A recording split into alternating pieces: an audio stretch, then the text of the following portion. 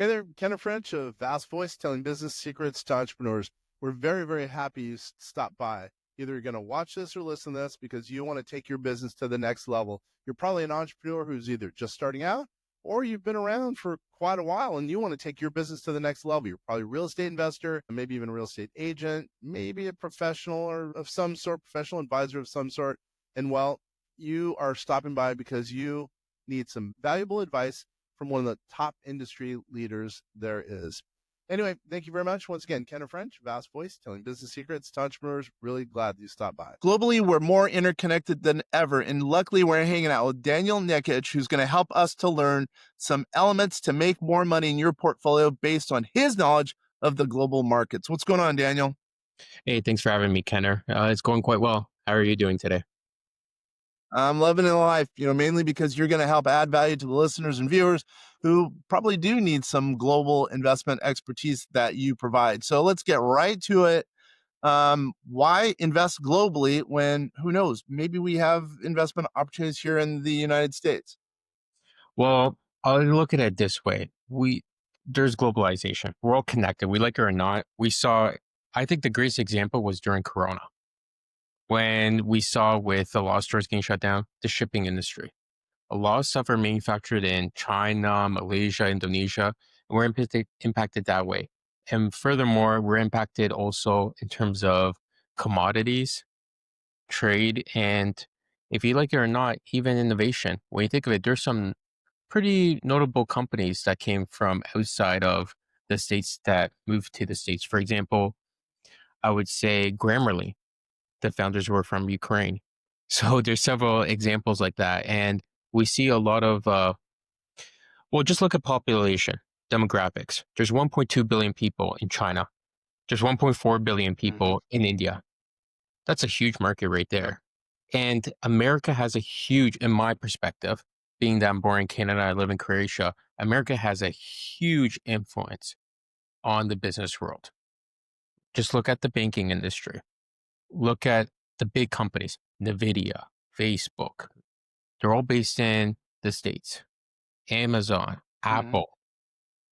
Apple is like the new McDonald's in a way. When you think you go anywhere in the world, they know what McDonald's and Coca-Cola is. You can go Africa, you can go to Bosnia Herzegovina, anywhere. They all know about it. Yeah, I think it makes sense. I mean, you're preaching to the choir. I think for asset allocation purposes, which is the distribution between, asset classes, stocks, bonds, mutual funds, international, locally in the US, et cetera. I think it makes sense to diversify away from United States to a certain extent. I'm not a big advocate of global funds per se, but I'm a big advocate of international funds, unless someone's really advanced and they can strip apart the, for their asset allocation, the global funds in the US and, international. I think it makes a lot of sense then. But I think international funds or assets make a lot of sense in a portfolio because it helps you with your, I won't get too technical here, but standard deviation, et cetera, of an overall portfolio and brings down your risk because you're diversifying. I think it makes a lot of sense. That's the reason I'm really excited to have you on the show. So let me ask a few questions. Actually, why don't we get in your background, because you have a good background. Why don't we go into your background and then we could delve into a lot more stuff, because I do have a bunch of questions for you. All right, perfect. So I'm born and raised in Canada, near Toronto. And once I finished university, I moved to Croatia. So this is in 2009. And I would say I was 21 years old. So usually when you're young, you're more willing to take risks in a way. And you don't think about, how can I say, you don't have too much concerns about like if the country's as economic prosperous and et cetera. You're just like, hey, you know what? I'm young, take advantage of it. And I think it's good at that age because you don't have as many responsibilities for most cases, depending on the person's situation. And then I moved to Croatia in 2009. My parents are Croats from Bosnia and Herzegovina, so I was somewhat connected to the country. And when I went to Croatia, I worked for a local consulting firm. So I always did market research and financial analysis. And I did it working also in commercial real estate throughout Central Eastern Europe, from Poland all the way down to Serbia, looking at projects, doing primary and secondary research, and doing financial models, so all the fun stuff. And then I established my company, Cores, which stands for Coherent Research, because I was focused more on the market in North America and Western Europe. And not to sound arrogant, but since my first language is English, why not take advantage of it? It's the business language of the world. We like it or not, you can go to Hong Kong, Saudi Arabia, wherever. If you speak English, there's a good chance you could do some business there. In my opinion, obviously you have to understand the social cultural factors. Maybe have a local partner to help you, but it's a huge advantage in today's world. Mhm. And then I did some market research and financial analysis for a few entrepreneurs, and then I got involved into the investment world specifically when I did research on family offices. That blew my mind. Then I'm like, this Mhm. is where I see these wealthy, high net worth individuals invest their monies. Then you see like they have a family office, then they break it down, accounting or a legal company. They might have a real estate investment firm or a VC fund, and you just see how the money goes around. And I wanted to follow the trends, and especially working with AI. Mhm. Got it. Yeah, you have a good background. You're a little modest. You have a big time background helping a bunch of funds and family offices, et cetera. But so let's delve into a couple things. Before I forget, let's say someone's interested in learning about your services or engaging you for your services. How does someone get a hold of you, by the way? I have a personal website, danielnikic.com, where sometimes I write blogs, but you can get my contact information there and also on LinkedIn. I'm quite responsive on LinkedIn Got it. too. How do you spell that website? How do you spell that Daniel, website? yep, Daniel, N as in Nashville, IKIC.com. Awesome. Awesome. Just remind everyone, Daniel's not getting paid for this. We're just here to add value. If you connect with him, great. I'm not getting paid for this. We're here to add value to entrepreneurs who are listening and watching this. So hopefully they can, make more money and retire in the way they want. So, all right, I'm going to ask you some more questions about just the overall international theme as it relates to investments. Some people would say, I'm playing devil's advocate here. Some people would say, well, international investing is a little scary because you never know what's going to happen because there's some there's companies that are international that you can't touch and feel as if they're in the United States, as an example. Again, I'm just throwing this out, playing devil's advocate. What are your thoughts to that argument? It's a good point. I would also say that you should always, I think it's good to travel around the world. You'd be surprised what you learn and stuff.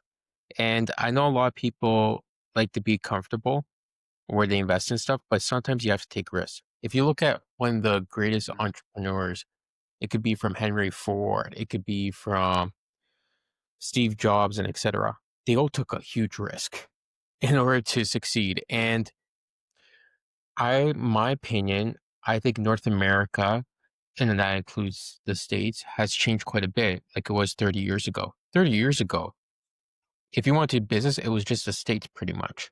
But you look at China. Hmm. Singapore's always been pretty big international hub in my estimation. Look at UAE. I've been in Dubai a couple of times. Saudi Arabia.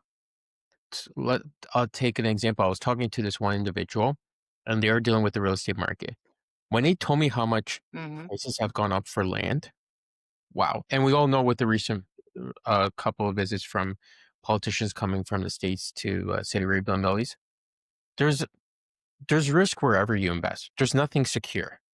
I think we have to be realistic. We've seen in the Hmm. past some companies that seem very successful and they went downhill. Look at Enron, or you can also look at what happened in the 2008 financial crisis. And so there is no 100% security, in my opinion, when it comes to Yep. investment. I think one good note to look at if you're going to invest, you have to somewhat be comfortable. And it's very tough to say this, but what if you lose all the money? Can you still be able to, if you're Hmm. providing for your family stuff? It's a big risk. Like, will it destroy you and you have nothing? Maybe it's not worth playing the Yeah. investment market until you generate some income. I know some people say, well, look at all the people who made money off of crypto and stuff. Yeah, but look how many people lost money too. I'm just using that for Yeah. example, like crypto, like when it comes to the meme coins, I'm not saying Bitcoin people have made money and lost money, but overall, it all depends. Like, for example, if you look at London, UK, it's a huge international hub. I would say Yeah. London's the closest to New York, in my opinion.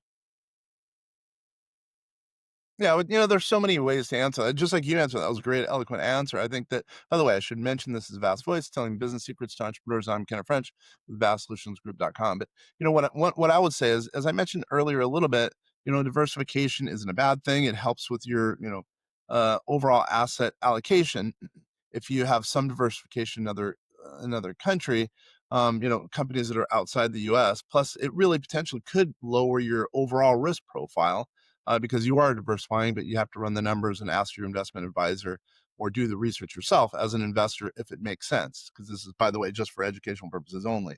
You should talk to your own advisor. But what I would say is, in a lot of cases, surprisingly, just like you were saying, if the market goes down, let's say in the United States, and internationally you're in a good allocation with whatever, I don't know, I'm making this up, London or Japan markets, and that goes up, it could potentially help your portfolio on the downside and also on the upside. I think every situation is very unique, but I think having at least some allocation international makes a lot of sense. Your answer was awesome. So let me ask a couple more questions. I love picking brains, especially when I have you a big time international investment guy or global investment guy.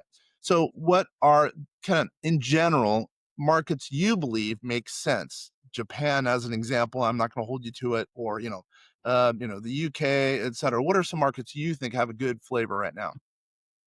I think UAE, definitely with Dubai, due to the taxes we see, there's a huge influx of wealthy individuals coming from UK, plus the weather. And you also have to look at other things, security, family security, and stuff like that. Saudi Arabia is definitely a good market to invest in, hence the Saudi Vision 2030. Also, in relation, Hmm. they're going to host a World Cup, which is a big event. So there's going to be some good opportunities there. America always, Well, in my opinion. The reason why I think America is still very strong, despite some people might not agree, hence innovation. You look at Silicon Valley, the big banks, New York, hmm. and America is still a global powerhouse. That's my opinion. Hmm. I would also say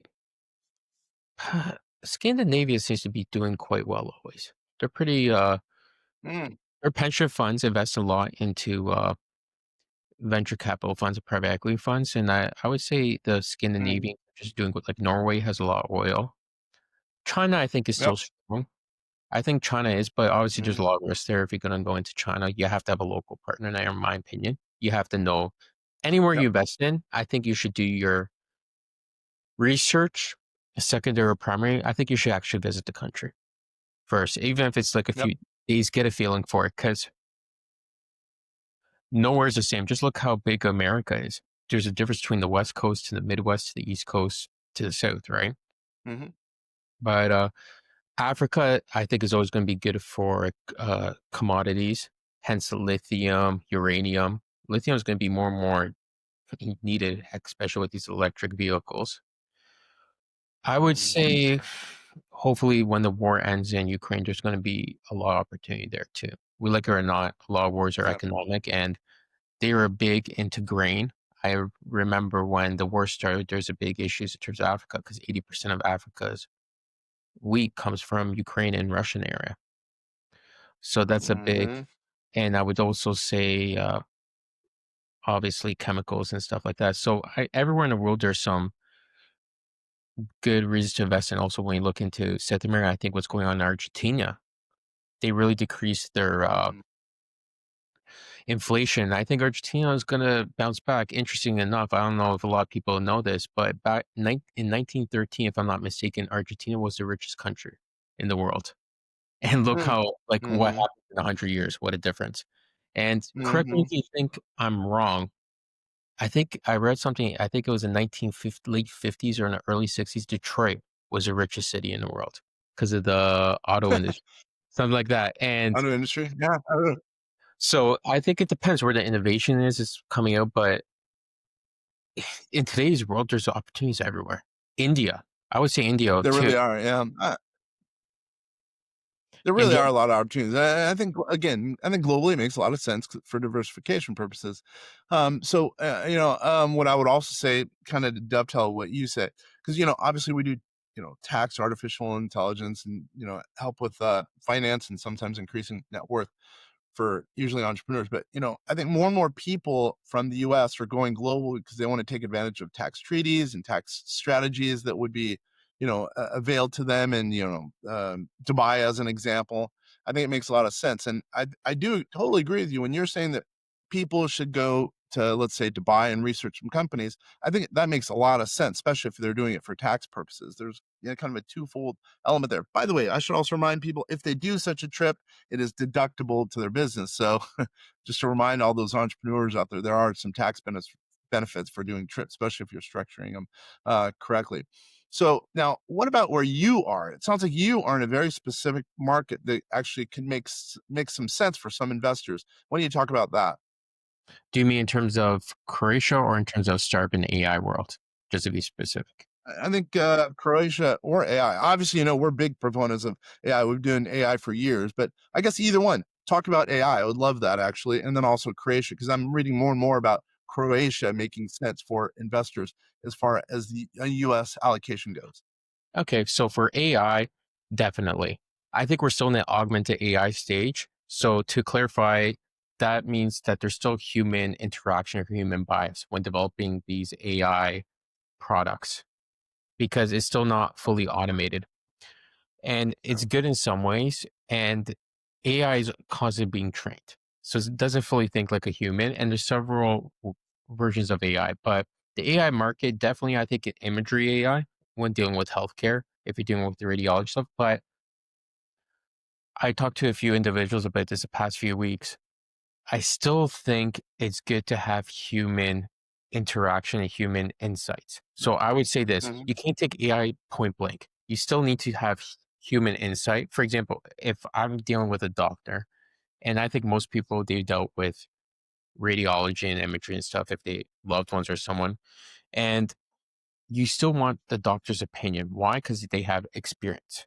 AI does Right. not have experience, and let's I be agree. honest, empathy. We're all humans. When you think of it, you want to work with someone, yeah, someone have to either have to respect them or like them. You're not going to deal with someone that you don't Yeah. respect and dislike. That's very rare. Mhm. And I would say AI's take being more and more mainstream, but Yeah. there's opportunities in AI too. Like I've dealt with developing AI models. I've dealt with auditing the data. They constantly need to be trained. So I think it's good to Mhm. know how to use AI, but don't take it point blank as the final answer. You always have to review what it gives to you. And I know there's been big issues with schooling and stuff like that, but at the end of the day, I think we know based on our experience, you could cheat your way or smooth talk your way to a certain point, but you have to prove it at the end of the day. That's my opinion. Mhm. So AI is definitely going to be more interesting. I think after AI, it's going to be quantum, but that's another Ooh, look at topic. you! Yeah. Yeah, quantum. I Yeah, think. 100%. I could go all day on that. Yeah, because we've been in AI since 2010. That's when we first started doing our research. We came out with our own model in 2018 called Oh, Einstein. wow. And what I will say, by the way, we're starting to make it public. Some of our AI tech. Now you can get free software using one of our platforms, and soon we're going to do some things with tax prep on our platform also. But what I would say is, I'm going to correct you at least to a certain extent. When you're saying overseeing, there, we're still at the point where you have to oversee the tech. We have with our engine Einstein, it is possible to basically click a couple of different buttons and the AI model will do some of the work for you. Now, I know that's pretty unique, but I won't delve into that. But anyway, I also get your point that in general, it's not in the marketplace. We're pretty excited to be rolling that out. But what I would also say, though, is I do agree with you. There does, generally speaking, need to be human interaction because there's 14, or at least according to our research, 14% of the time, AI is going to be wrong. It's going to be very hard going forward to get to 100% for whatever reason, because there's so much AI that's based on what's going on the internet, and some of the internet is based on AI. So you're always going to have what they call a sigma factor. So what I would also say to that, though, is the way to combat that down the road, maybe way down the road, would be quantum computing. I think that's the final frontier. I'm trying Yeah. to do as much, I was into AI very early. I'm trying to do the same thing with quantum computing, because I think for small business owners, people are saying, I don't know about quantum computing. It's the answer for, big pharma, et cetera, et cetera. But I think small business owners are also going to benefit from quantum computing to a large extent. And I know a lot of people laugh at that, but just like people used to laugh at me about AI, it's also going to be big, meaning quantum computing helping a business owner. I'm positive of that. So that's awesome. You mentioned that, by the way. Love it. No, I definitely Um, think. yeah, that's good. That's good stuff. So, and then my second part of the question, as far as Croatia, I know it kind of dovetails a Yeah. little bit with AI, but why don't you go into Croatia? Because I've Yeah. read more than enough information about Croatia, and that's kind of a marketplace that it looks like it's really kind of the thing now. So Croatia is really popular in terms of tourism. It's got a huge coast. Well, a big coast, not compared to the States, but still has a nice coast. It has like over 1,000 islands, if I'm not mistaken.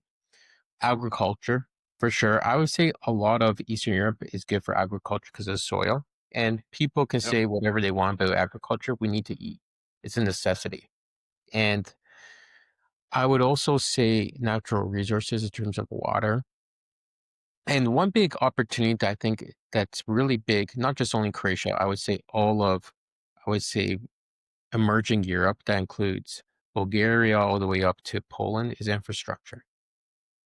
Hmm. Infrastructure is a huge opportunity. So I think a lot of construction companies, if they deal with infrastructure, they can do a lot of business in these countries. Hence, with public transportation and stuff.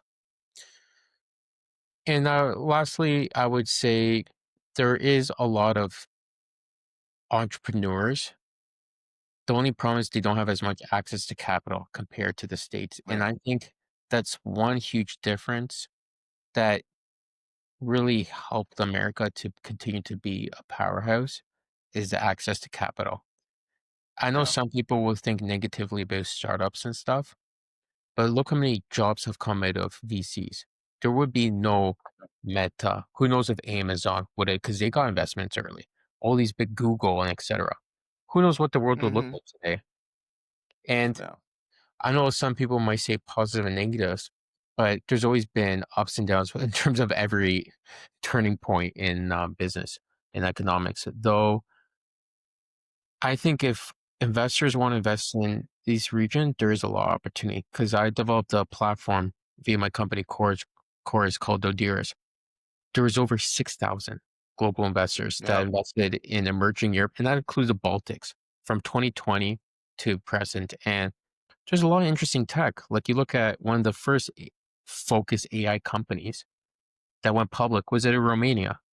They had to move Hmm. to the States, and there's been several other companies. And I would another thing I would say is there is a lot of opportunities in sports investments too. For specifically, I'll say for Croatia in terms of soccer, football, and there is basketball too, in a way. Just it's not as big as NBA. When comparing basketball, NBA is still number one Yeah. in my opinion.